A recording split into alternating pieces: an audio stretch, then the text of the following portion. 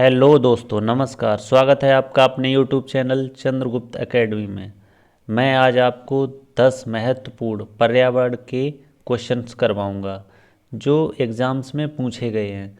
ये सभी क्वेश्चन मैं बहुत ही अच्छी व्याख्या सहित आपको समझाऊंगा जो आपके आने वाले एग्ज़ाम्स के लिए बहुत ही फ़ायदेमंद साबित होंगे। चलिए शुरुआत करते हैं पहले क्वेश्चन से।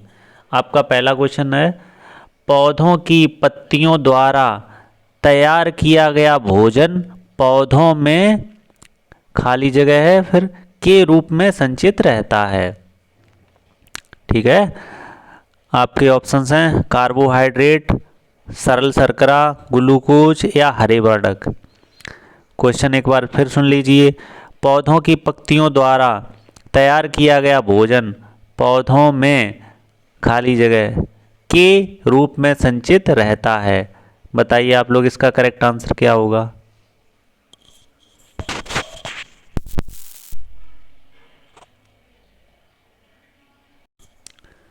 इसका आपका करेक्ट आंसर होगा ग्लूकोज। ठीक है, आपका करेक्ट आंसर हो जाएगा ग्लूकोज, ऑप्शन नंबर 3। पौधों की पत्तियों द्वारा तैयार किया गया भोजन पौधों में ग्लूकोज के रूप में संचित रहता है। देखिए, पत्तियां प्रकाश संश्लेषण प्रक्रिया द्वारा अपना भोजन बनाती हैं। यह क्रिया दिन के ही समय होती है। क्यों सूर्य का प्रकाश जो है वो दिन में ही तो होता है, तो और सूर्य के ही प्रकाश में ये क्रिया होती है प्रकाश संश्लेषण की। ठीक है, तो अपना भोजन ये बनाती हैं पत्तियां प्रकाश संश्लेषण की क्रिया द्वारा दिन में सूर्य के प्रकाश में।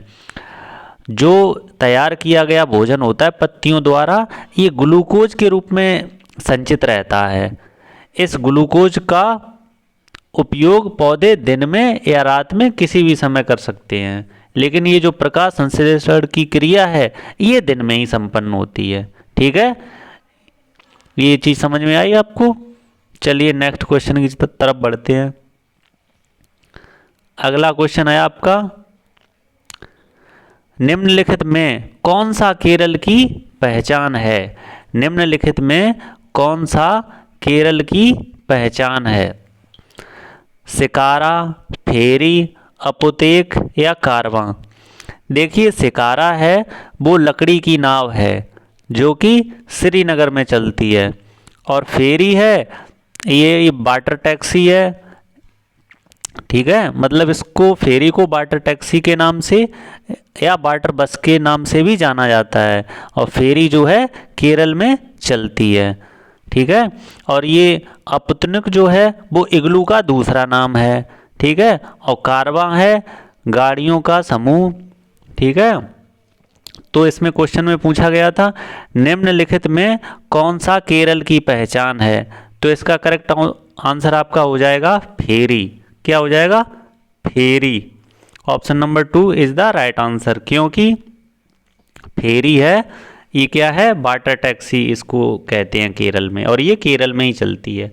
तो ऑप्शन नंबर 2 आपका करेक्ट आंसर हो जाएगा। चलिए नेक्स्ट क्वेश्चन की तरफ बढ़ते हैं।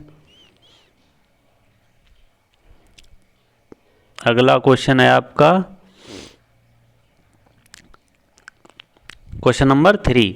पर्यावरण अध्ययन में बच्चों को जोड़ने की सबसे प्रभावशाली युक्ति है। कौन सी युक्ति है सबसे प्रभावशाली।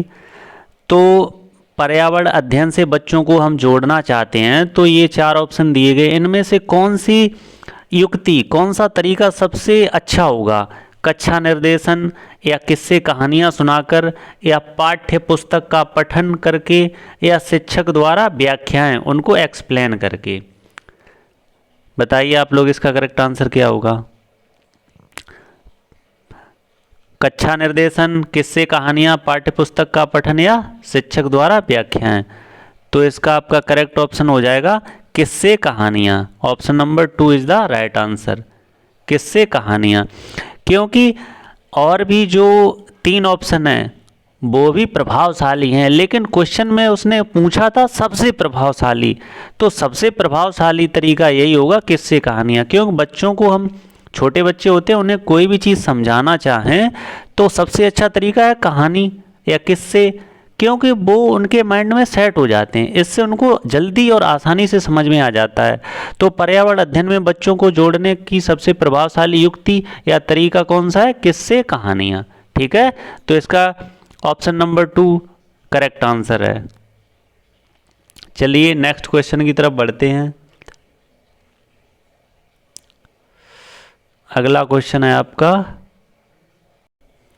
महिलाएं पुरुषों की तुलना में कमजोर हैं, यह एक है, क्या है? अंधविश्वास है या मिथक है या वैज्ञानिक तथ्य है या रूढ़िबद्ध धारणा है? बताइए आप लोग, इसका आंसर क्या होगा? महिलाएं पुरुषों की तुलना में कमजोर हैं, यह एक क्या है? अंधविश्वास है, मिथक है, वैज्ञानिक तथ्य है या रूढ़िबद्ध धारणा है?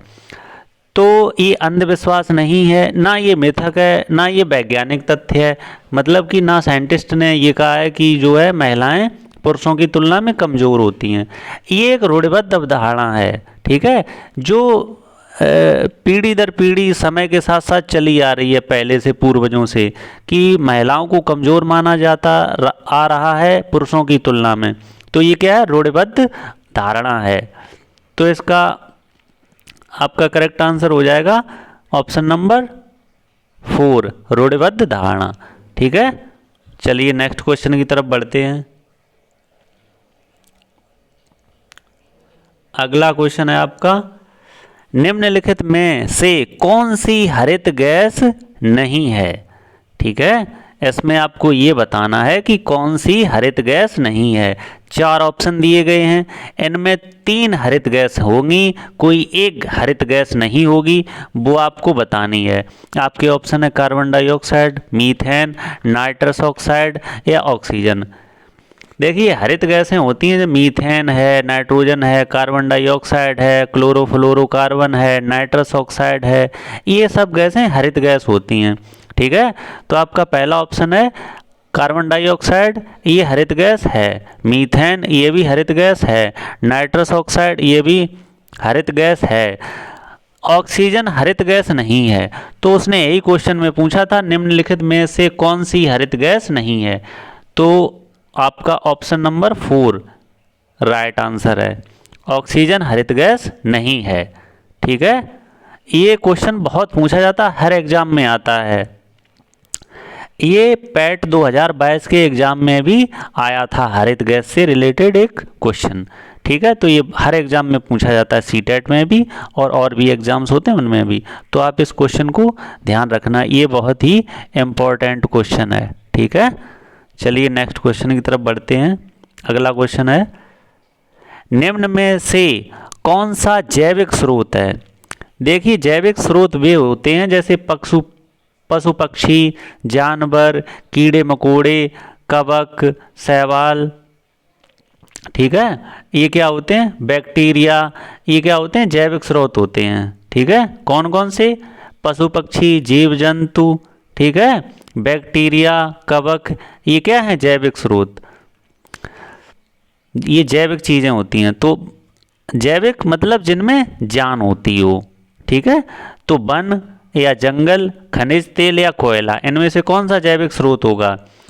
ठीक है, तो ये क्या है? वन। वन क्या है? आपका जैविक स्रोत है। ठीक है, तो ऑप्शन नंबर ए आपका करेक्ट आंसर हो जाएगा, ऑप्शन नंबर 1 वन। ठीक है, वन जैविक स्रोत है। चलिए नेक्स्ट क्वेश्चन की तरफ बढ़ते हैं। अगला क्वेश्चन है आपका, दर्शाए गए कोयले के प्रकारों के आधार पर सबसे कम ऊष्मा कौन देता है? ठीक है, आपको ये दिए गए हैं ऑप्शन 4, इसमें आपको ये बताना है कि सबसे कम ऊष्मा कौन देता है। तो मैंने आपको एक पिछली वीडियो में ट्रिक बताई थी, ए बी लिपि। क्या बताई थी? ए बी लिपि, ए बी लिपि, ए बी लिपि। ठीक है, तो कोयले के ये प्रकार हैं, ए का मतलब एंथ्रेसाइट, बी का मतलब बिटुमिनस, ली का मतलब लिग्नाइट और पी का मतलब पीट कोयला। ठीक है, तो हम इधर से चलते हैं। पीट कोयला, इसमें कार्बन की मात्रा 60% तक होती है। इसमें कार्बन की मात्रा कितनी होती है? 60% तक। फिर आता है आपका लिग्नाइट कोयला, जो इससे बेहतर होता है, ठीक है। उसमें कार्बन की मात्रा कितनी होती है? 60 से 70%। 60 से 70% होती है इसमें कार्बन की मात्रा, लिग्नाइट में। फिर आता है बिटुमिनस। बिटुमिनस में 70 से 90% होती है कार्बन की मात्रा। बिटुमिनस में कितनी होती है? 70 से 90%। फिर आता है आपका एंथ्रेसाइट। एंथ्रेसाइट में 90% से अधिक होती है। एंथ्रेसाइट में क्या होता है? 90% से अधिक होती है कार्बन की मात्रा। तो कोयला एक क्या है? कोयला एक जीवाश्म ईंधन है। जिस कोयले में कार्बन की मात्रा अधिक होगी वह अधिक ऊष्मा देगा। तो सबसे अधिक कार्बन की मात्रा किस में है? एंथ्रेसाइट में। उससे और सबसे कम किस में कार्बन की मात्रा है? पीट कोयले में। तो सबसे कम ऊष्मा कौन देगा? पीट कोयला। तो क्वेश्चन में यही पूछा था, दर्शाए गए कोयले के प्रकारों के आधार पर सबसे कम ऊष्मा कौन देता है? तो पीट कोयला सबसे कम ऊष्मा देता है। तो आपका क्वेश्चन ऑप्शन नंबर 3 है वो राइट आंसर हो जाएगा, पीट, ठीक है। और सर्वाधिक ऊष्मा कौन देगा? लिग्नाइट, क्योंकि उसमें वो कार्बन की मात्रा सर्वाधिक होती है, 90% से भी ज़्यादा इसमें कार्बन होता है, ठीक है। क्लियर हुआ? चलिए नेक्स्ट क्वेश्चन की तरफ बढ़ते हैं। आपका अगला क्वेश्चन है, पर्यावरण अध्ययन की पाठ्य पुस्तक में प्रयुक्त भाषा कैसी होनी चाहिए? परिभाषाओं पर बल देते हुए औपचारिक बनाई जानी चाहिए, या तकनीक और औपचारिक होनी चाहिए, बच्चे की दिन प्रतिदिन की भाषा से संबद्ध होनी चाहिए, या रूखी और बच्चों के द्वारा समझने में कठिन होनी चाहिए। देखिए कि सीटेट में क्या होता है, कोई भी ऑप्शन है हमेशा ये देखना है कि बच्चों के हित में हो, ठीक है, और उसमें किसी भी प्रकार का भेदभाव ना होता हो, सभी बच्चों को समान मानना है, ठीक है, और बच्चों को कोई भी चीज़ आसान करके देनी है। तो पर्यावरण अध्ययन की पाठ्य पुस्तक में भाषा कैसी होनी चाहिए?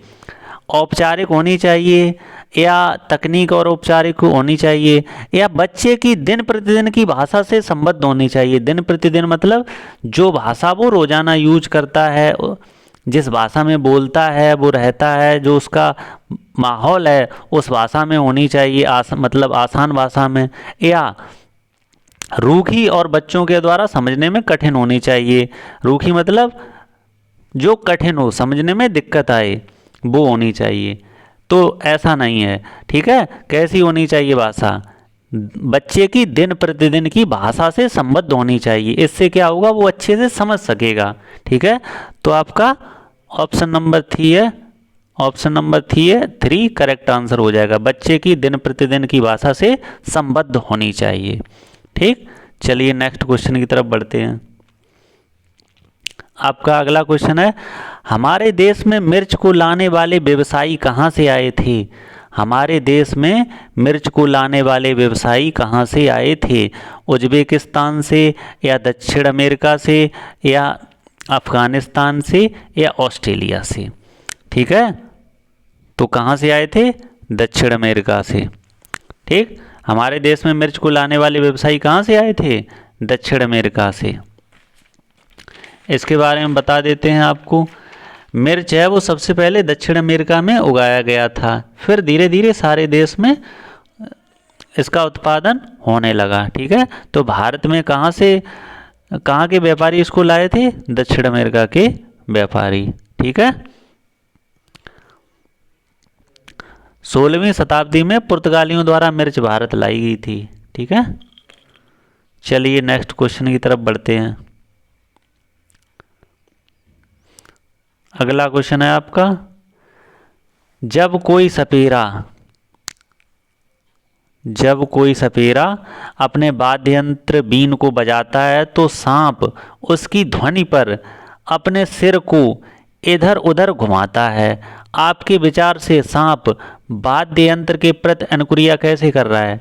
इस क्वेश्चन ये बड़ा लिखा है लेकिन इसका मतलब ये है कि कोई सपेरा है वो अपनी बीन को बजाता है, तो जैसे ही वो बीन को इधर उधर करता है तो उसी बीन की तरफ ही वो सांप है अपना सिर ले जाता है। ऐसा क्यों होता है? उस वाद्य यंत्र द्वारा उत्पन्न कंपनों के प्रति अनुक्रिया करके वो ऐसा अपना सिर उसी की तरफ करता है, या उस वाद्य यंत्र को सूंघकर, या उस वाद्य यंत्र की ध्वनि को सुनकर, या उस वाद्य यंत्र की गति को देखकर।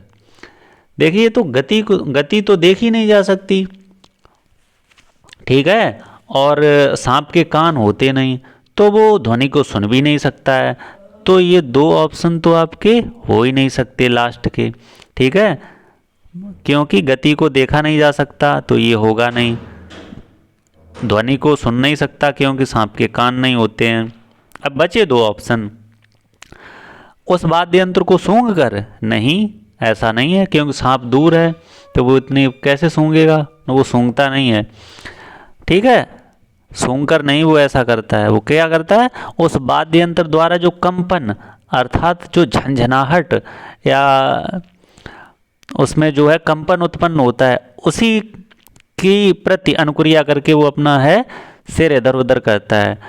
जो बीन बजती है उससे जो कंपन तैयार होते हैं, जो थरथराहट झंझनाहट उत्पन्न होती है, उसी को वो महसूस करता है। तो जिस तरफ से उसको लगता है कि कंपन हो रहे हैं उसी तरफ वो अपना सिर कर लेता है, ठीक है। तो ये होता है आपका सांप का, ठीक है। तो आज मैंने आपको 10 बहुत ही महत्वपूर्ण प्रश्न करवाए हैं, ये सीटेट के एग्ज़ाम में पूछे हुए हैं, जो हमने व्याख्या सहित आपको अच्छे से समझा दिए, ठीक है। तो आज के लिए इतना ही रखते हैं, चलिए thank you, bye bye, take care.